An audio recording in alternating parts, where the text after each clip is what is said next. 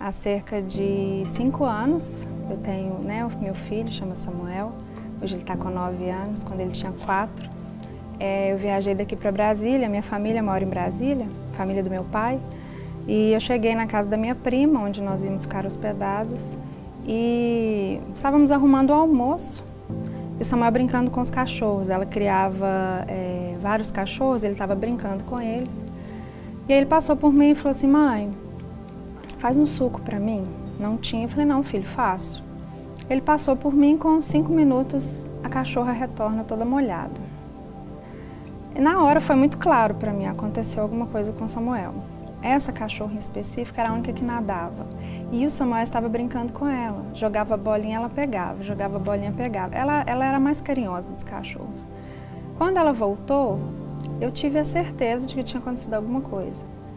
No entanto, eu não fui na direção da cachorra. Eu não queria acreditar que algo podia estar acontecendo naquele momento.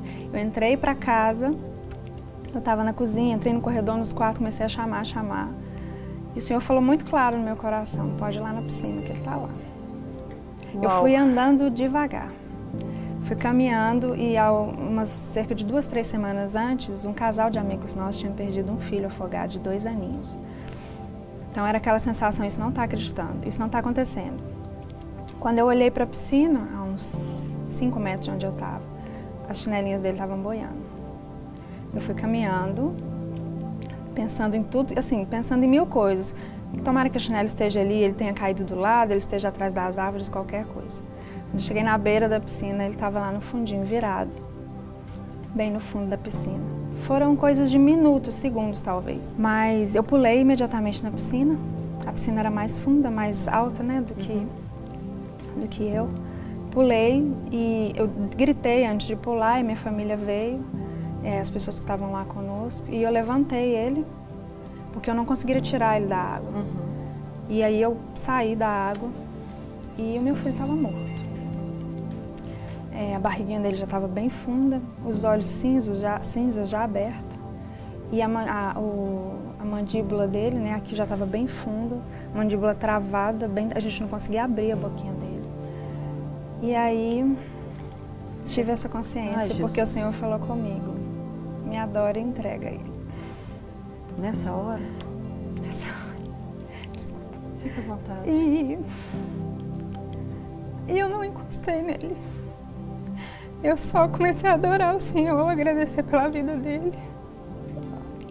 Agradecer pelo tempo que o Senhor tinha me permitido estar com ele. E eu comecei a agradecer ao Senhor e orar. E aí as pessoas que estavam em volta dele, orientadas pelo SAMU, começaram a fazer os primeiros socorros. E ele não voltava. Ele não voltava e eu chorava muito. Assim, eu fiquei numa tensão, porque é difícil você ver o seu filho naquela situação, mas o meu senso de obediência ao Senhor foi tão profundo, eu tinha tanta convicção do que eu tinha ouvido. Eu não vou dizer assim, o Senhor não me permitiu pensar, me entrega e eu te devolvo. Mas eu sabia que aquilo ali era coisa do controle de Deus, sabe? Assim, o Senhor estava ali comigo, tanto para o óbito ou não. E eu do lado, só orando e agradecendo. E aí foi quando eu escutei o primeiro suspiro. E aí eu comecei a ministrar a vida no Samuel, sabe? Assim, comecei mesmo: Senhor, ministrar a vida do Senhor na vida dele. Traz o Samuel de volta para mim. E comecei a chamar por ele: filho, a mamãe está aqui, a mamãe está aqui. Chamando ele. E ele custava puxar o ar e voltava e parava. Custava puxar o ar, voltava e parava. E aí a gente começou a ver que alimentos começaram a voltar. Ele tinha acabado de comer uma coisa, a gente tinha chegado em Brasília, muitas horas de viagem. E aí a gente forçou bem a mandíbula dele. E aí ele começou a ter uma respiração com dificuldade, mas mais frequente. Só que ele começou a gritar muito. Ele berrava. E quanto mais ele berrava, mais dificuldade ele tinha de respirar. E eu comecei a cantar para ele. Cantei vários louvores. Tem a música Príncipe da Paz, que é uma música do Diante do Trono. Eu cantava muito para ele quando ele estava na minha barriga. Muito. E isso começou a acalmar ele. Só que com a questão de eu cantar para ele, o chefe da equipe falou assim, eu não tenho como levar essa criança sem a mãe. Ele falou assim, eu não sei o que ela está fazendo, mas eles precisam ir juntos. E eu fui cantando para ele o tempo todo, até ele chegar, e a oxigenação veio voltando, até chegar no hospital. Chegando lá, ele ficou gritando ainda muito, né?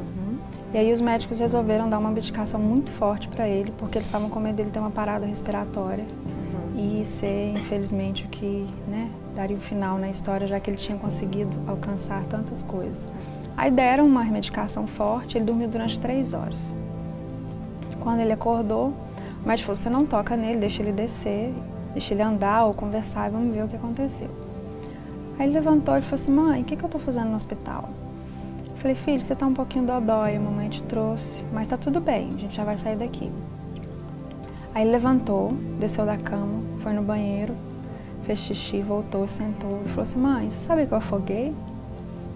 Eu sabia, filho, mamãe trouxe você no hospital porque ficou um dodóizinho no seu pulmão, mas você vai tomar o remédio e vai ficar tudo bem.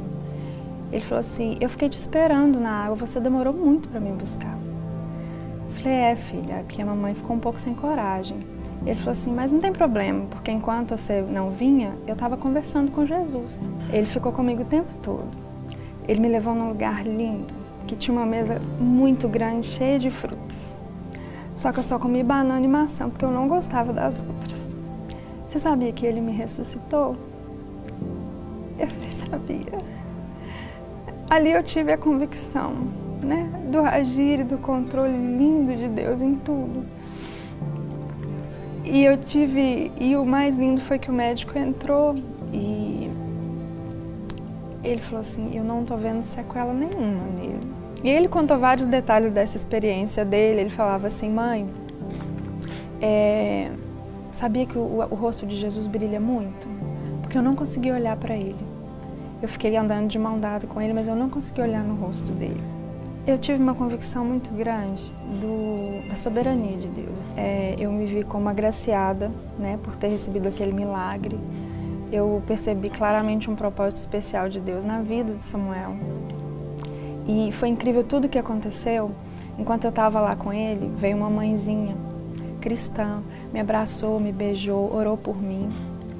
E depois vieram me contar que ela tinha perdido o filho de afogamento no dia anterior. E assim, a minha vida foi outra depois disso. Foi outra com o Samuel, foi outra com o Senhor, sabe? Eu não tenho como ter dúvida da existência de Deus. Hoje o Samuel está com quantos anos? Está com 9 anos. 9? É. E alguma coisa ficou desse? Nada. Nenhuma sequela. Nada. Inclusive, quando ele ficou internado, isso foi numa sexta-feira. Aí no sábado à noite o médico falou comigo, olha, liga no seu trabalho, eu estava em Brasília, você vai ter que ficar aqui pelo menos uma semana.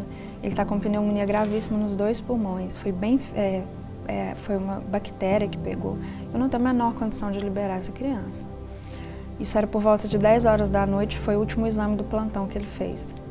Quando eu cheguei no quarto no outro dia, 8, 10 horas da manhã, ele estava com a malinha pronta. Eu falei, o que aconteceu? Aí a enfermeira falou, a chefe do plantão falou, olha, nós fizemos os outros exames agora de manhã, fizemos 2 vezes, esse menino não tem nada nos pulmões. Aleluia, glória a Deus. Mateus 11, 27 diz assim, todas as coisas me foram entregues por meu Pai. Ninguém conhece o Filho a não ser o Pai, e ninguém conhece o Pai a não ser o Filho, e aqueles a quem o Filho o quiser revelar. O Samuel, filho da Janaína, disse para ela assim, mãe, você sabia que Jesus me ressuscitou? Essa é a fala dele para a mãe após um incidente de afogamento.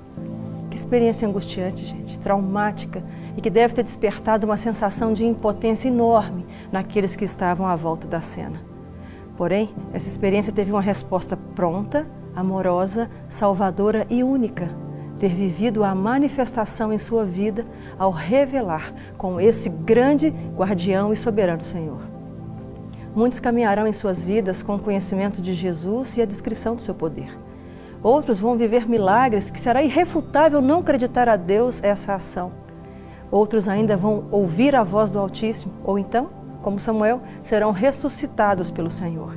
E a partir daí terão então seus lábios a declaração do Autor da vida e se tornarão porta-vozes da misericórdia.